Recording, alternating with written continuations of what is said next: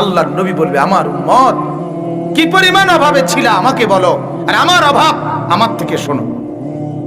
হাসরের ময়দানে বলবে না নবী, কি অভাবের কারণে, কি অভাবের কারণে নামাজ পড়তে পারলা না, কি সমস্যার কারণে, কি ব্যস্ততার কারণে।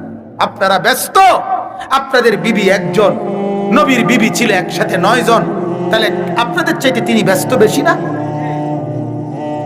আপনাদের অনুসারী ঘরে 5-7 জন, আর আল্লাহর নবী সাল্লাল্লাহু আলাইহি সাল্লাম 1.5 লক্ষের মতো সাহাবী নবীজির জামানায় আর কাউরে কিছু জিজ্ঞাসা করতো না। যার যেটা দরকার লাগতো, যত প্রশ্ন, যত মাসআলা, যত সমস্যা, যত পরামর্শ, যত বুদ্ধি, সব তো নবীকে জিজ্ঞাসা করতো। তিনি কি পরিমাণ ব্যস্ত ছিলেন, কথা কন না কেন? উম্মত হয়, আল্লাহর নবী বলবে, আমার উম্মত 3 মাস আমার ঘরের চুলায় আগুন জ্বলে নাই, এটা হাদিস। এখন আপনি কাকে খুঁজে পাবেন যার ঘরে 3 মাস চুলায় আগুন জ্বলে না? বলেন না কেন মিয়া? তাইলে এখন যারে গরিব বলে, এখন যাকে গরিব বলে রাসূলের জামানা, সে তো বড় ধনী। ওই জামানা চিন্তা করলে, এখন আমরা যাকে গরিব বলি, এখন অভাব। কি অভাব? মানে সোফা আছে, ডাইনিং টেবিল নাই, এই অভাব। কথা কয় না? ডাইনিং টেবিল আছে কিন্তু চেয়ারটি ফুরান, বালা মজবুত সোয়ান চেয়ার নাই, এই অভাব। এখনকার অভাব এটা। এখনকার অভাব, কাছের ফ্ল্যাট আছে 1 ডজন, কিন্তু 6 খান 4 কাপ দরকার, এটা অনেক কিনতে পারছি না, এই অভাব। এই অভাব। মহিলার অভাব, এখন হেবুড়ির 3 পিস আছে, কিন্তু ওই যে উত্তরের ঘরের বাবির একটা 3 পিস এত সুন্দর লাগছে, এটা যে হেবুড়ি অনেক কিনতে পারছে না, এটার অভাব হেবুড়ির। এই ঘরের বাবির মতো তুই বেটার ঘরে করলাম, কিন্তু জীবনে মনের আশা পূরণ হইল না। এই কথা কয় না? কি গো, আপনার কি আশা পূরণ হয়েছে? না কইেন না। এই ঘরের হেবুডির 3 পিস গার মতো কইছি, ওকে 3 পিস কিনুম, জীবনে আর কিচ্ছু চাইছি না। আরে আপনি জীবনে কিচ্ছু চাইছেন না, আপনি এতদিন চিড়া খাইছেন। কথা বলেন। এই অভাব, আজ অভাবে, আজ হলো আরো চাহিদার অভাব, লোভের অভাব, লোভ, আরো লোভ, আরো লোভ, আরো লোভ। ঘরের আলমারিটার মধ্যে এই জায়গাটা এন দিয়ে কদ্দুর জায়গার মধ্যে আপনার যদি 6 খান প্লেট একটু সরাইয়া রাখতে পারে, তাহলে আলমারিটা ফুল হইয়া যায়, আর খালি থাকে না কোনো। এইটাই অভাব, যে এন দিয়ে 6 খান প্লেট কি কিত্তা এমনি আরে কদ্দুর ধুইয়া রাউনের লাই। এই হলো অভাব। আজ আমাদের অভাব এমন বিলাসী অভাব।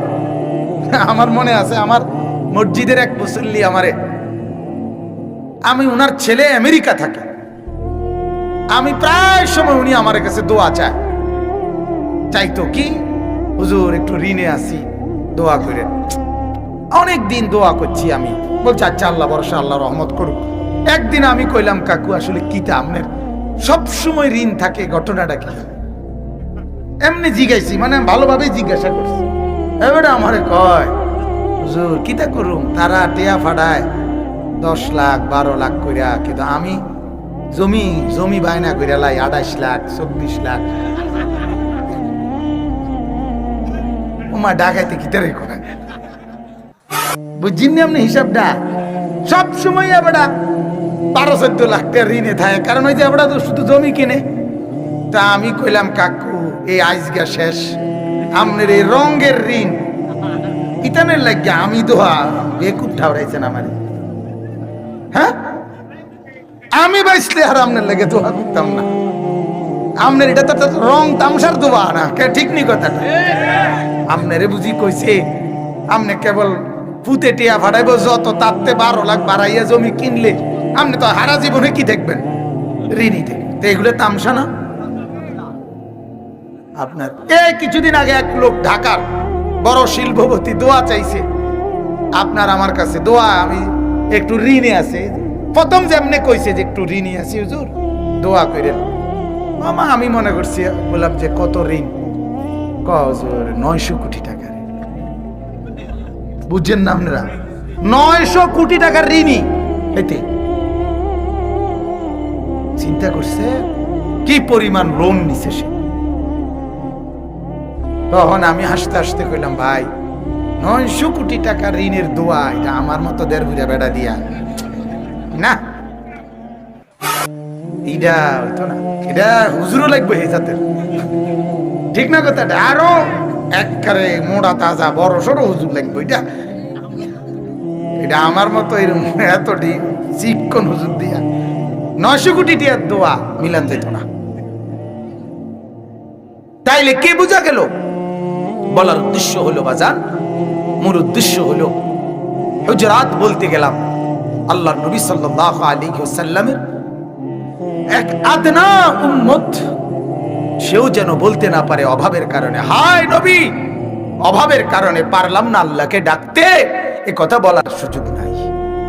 আল্লাহর নবী বলবে, আমার উম্মত কি পরিমাণ অভাবে ছিল আমাকে বলো, আর আমার অভাব আমার থেকে শোনো। হাসরের ময়দানে বলবে না নবী কি অভাবের কারণে, কি অভাবের কারণে নামাজ পড়তে পারলা না, কি সমস্যার কারণে, কি ব্যস্ততার কারণে। আপনারা ব্যস্ত, আপনাদের বিবি একজন, নবীর বিবি ছিল একসাথে 9 জন, তাহলে আপনাদের চাইতে তিনি ব্যস্ত বেশি না? আপনাদের অনুসারী ঘরে 5-7 জন, আর আল্লাহর নবী সাল্লাল্লাহু আলাইহি সাল্লাম 1.5 লক্ষের মতো সাহাবী নবীজির জামানায় আর কাউরে কিছু জিজ্ঞাসা করতো না। যার যেটা দরকার লাগতো, যত প্রশ্ন, যত মাসআলা, যত সমস্যা, যত পরামর্শ, যত বুদ্ধি, সব তো নবীকে জিজ্ঞাসা করতো। তিনি কি পরিমাণ ব্যস্ত ছিলেন, কথা কন না কেন?